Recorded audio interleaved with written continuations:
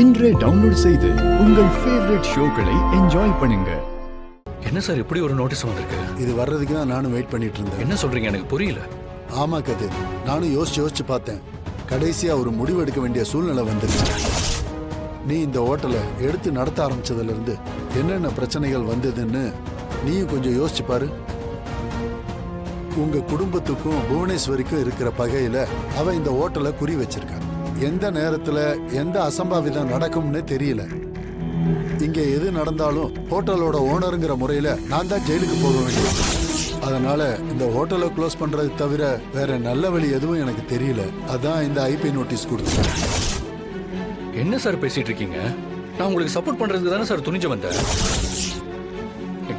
எங்க மாமா இந்த ஹோட்டலுக்காக வீட்டு பத்திரத்தை அடக்க வச்சு அந்த புவனேஸ்வரிட்ட கொடுத்துருக்காரு சார். நீங்க இந்த முடிவை எடுக்கிறதுக்கு முன்னாடி என்கிட்ட ஒரு வார்த்தை கேட்டுக்கலாம்ல சார். இப்படி திடீர்னு கத்தி எடுத்து சொருகிட்டீங்களே சார். உங்ககிட்ட சொல்லியிருந்தா என்னப்பா சொல்லியிருப்ப? நம்ம பிரச்சனைகளை சமாளிப்போம், தைரியமா இருங்க அப்படி இப்படின்னு ஏதாவது சொல்லுவேன். ஆனா இந்த ஹோட்டலை மூடுனாதான் நான் நிம்மதியா இருக்க முடியும்னு எனக்கு தோணுதுப்பா. எப்படி சார் திடீர்னு ஹோட்டலை மூடுற முடிவுக்கு வந்தீங்க? அந்த புவனேஸ்வரி ஏதாவது மிரட்டினாளா? அவ உங்ககிட்ட பணம் ஏதாச்சும் கொடுத்தாளா? இத பாருங்கம்மா, இங்க என்ன வேணாலும் நடக்கலாம். உசுருக்கு பயந்து இங்க தொழில் நடத்த முடியாது. என்கிட்ட எந்த கேள்வியும் கேட்காதீங்க, நான் பதில் சொல்ல மாட்டேன். சார், இது எங்க வாழ்க்கை சம்பந்தப்பட்ட விஷயம். முன்னேறணும்னு நாங்க எவ்வளவு கஷ்டப்பட்டு வேலை பார்த்துக்கிட்டு இருக்கோம்.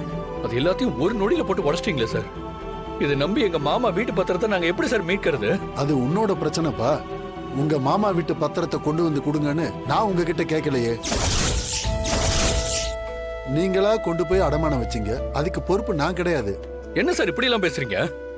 ஒரு மனுஷனால எப்படி நன்றி இல்லாம பேச முடியும்? நம்புன எல்லாமே பொய்யா இருக்கு. பாருங்க சார், தயவு செஞ்சு உங்க முடிவை மாத்திக்கங்க. எப்படியாவது எங்களை காப்பாத்துங்க சார். இது யோசிச்சு எடுத்த முடிவு, இதை என்னால மாத்திக்க முடியாது. இனிமே புத்திசாலித்தனமா என்ன பண்றதுன்னு யோசி.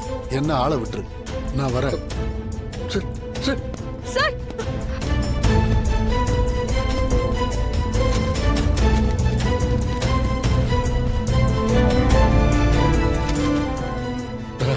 ரெண்டு நாள் தான் டைம் இருக்கு. அதுக்குள்ள 40 லட்சம் ரூபாய் ரெடி பண்ணி எப்படி நம்ம கட்டுறது? ஐபி நோட்டீஸ் வந்திருக்குன்னா ஹோட்டலை மூடிடுவாங்க தானா? ஆமா, வீட்டு பத்திரம் வேற அந்த புவனேஸ்வரி கிட்ட இருக்கு, அதையும் வாங்க முடியாது.